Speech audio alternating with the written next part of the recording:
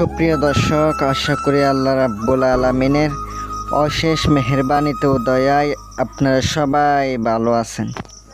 প্রিয় দর্শক, আপনাদের দোয়ায় এবং আল্লাহ তাআলার অশেষ মেহেরবানিতে আমিও ভালো আছি। আজকে আমি আপনাদের সামনে কিভাবে ছেলে অথবা মেয়েকে দূর থেকে আনা যায় অথবা বশীভূত করা যায়, মিলন ঘটা যায়, মিল মোহাব্বতের একটি মহাবশীকরণ নিয়ে আসলাম।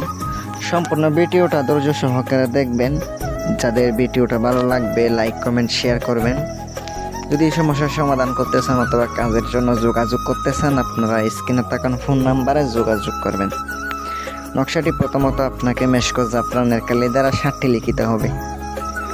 আপনি লিখিবেন শনিবার মঙ্গলবার ছাড়া লিখিতে হবে। সোমবারের দিন লিখিতে পারেন অথবা বৃহস্পতিবার দিন লিখিতে পারেন।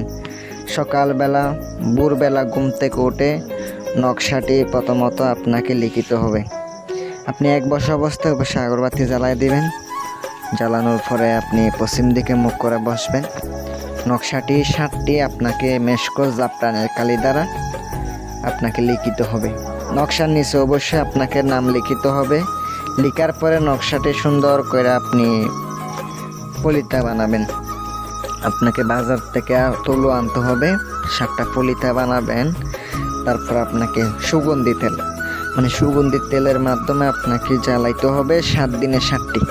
প্রত্যেক দিন রাতের বেলা রাত 12টার পরে আপনাকে যাকে বশ করবেন অথবা মহাব্বতে পাগল বানাইতে চান তাহার বাড়ির দিকে বসার পরে চেহারা কল্পনা করবেন।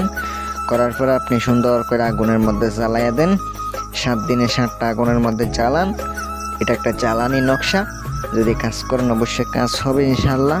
আপনাদেরকে দিলাম, উপকার পেলে আমার জন্য দোয়া করবেন। যদি কোনো সমস্যার সমাধান করতে চান আপনারা ইনশাআল্লাহ যোগাযোগ করতে পারেন, কাজ করে দেওয়া হবে। আসসালামু আলাইকুম ওয়া রাহমাতুল্লাহ।